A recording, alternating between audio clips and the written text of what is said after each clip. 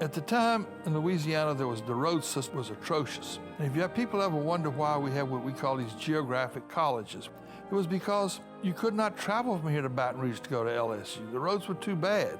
So by putting these strategically located regional colleges, it gave the kids on the farm a chance to get an education. There had long been discussion of placing some type of institution of higher education in the Central Florida parishes.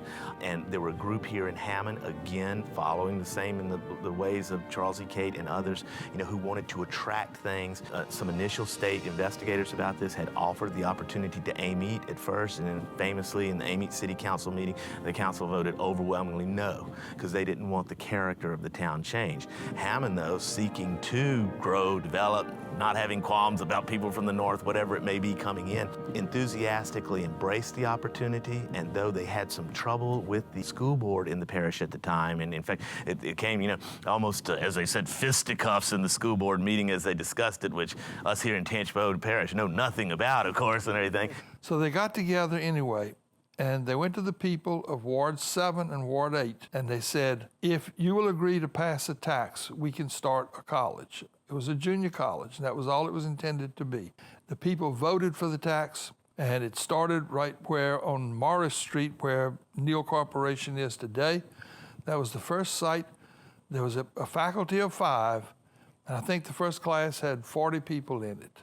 Southeastern came here because our ancestors wanted it, because the business community in the 1920s, in the 1930s, in the 1940s kept passing bond issues to increase the university to the next level. And it began to grow very rapidly. And what's remarkable, literally from that first meeting, my understanding has always been that from that first meeting they had in Hammond to discuss it to the time they opened the doors on the college initially was less than 1 year. That's how deeply the people were eager to see that happen. In 1928, they sought permission to become a 4-year college.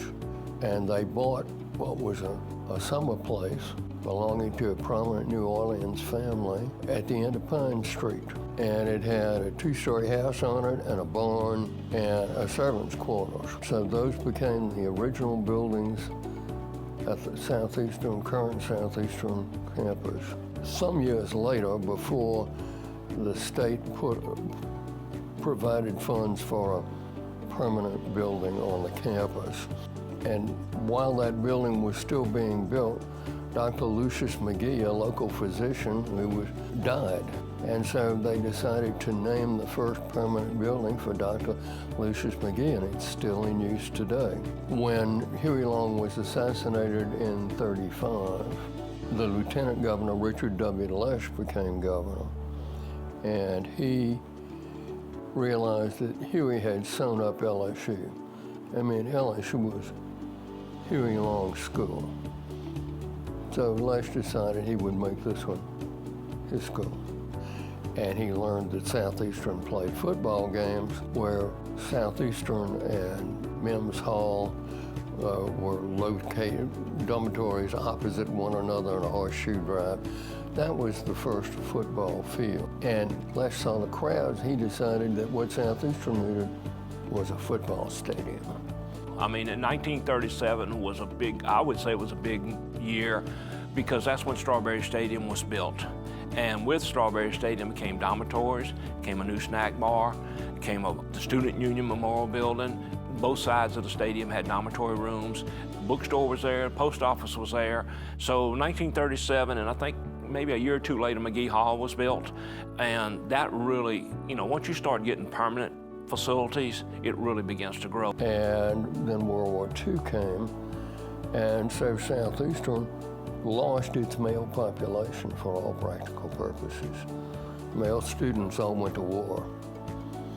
And as soon as the war ended, we had a new president, and he was Gladney J. Tinsley, nicknamed Gus. And we had a congressman here who had lived in Hammond.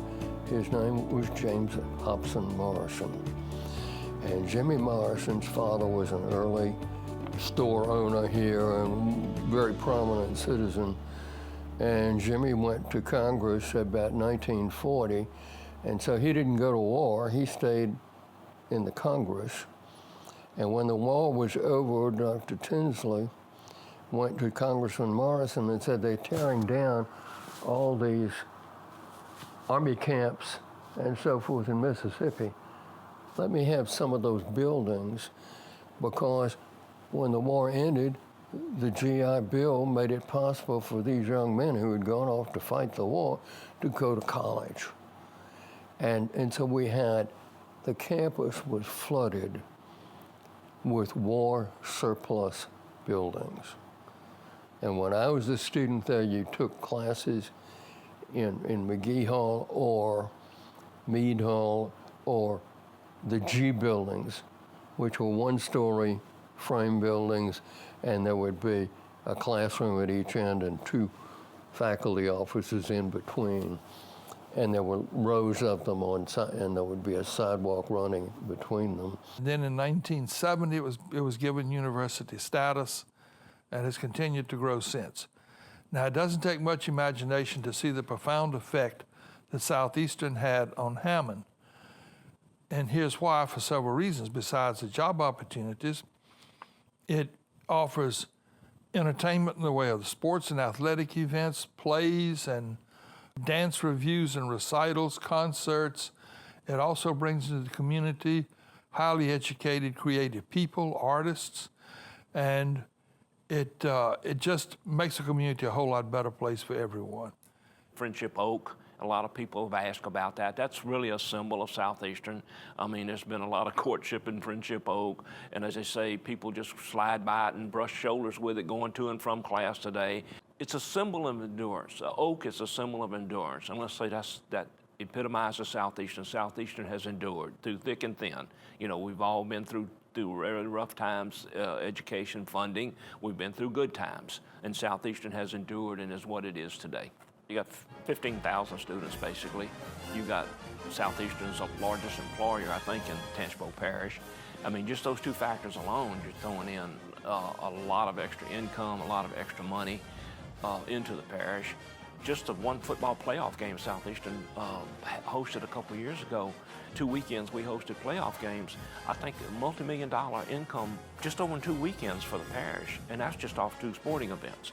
And just the fact that, you know, you bring in teams, it's just the economy. People come in from outside. It gives you a rallying point for athletics, for all different phases. People come in, travel in for ball games.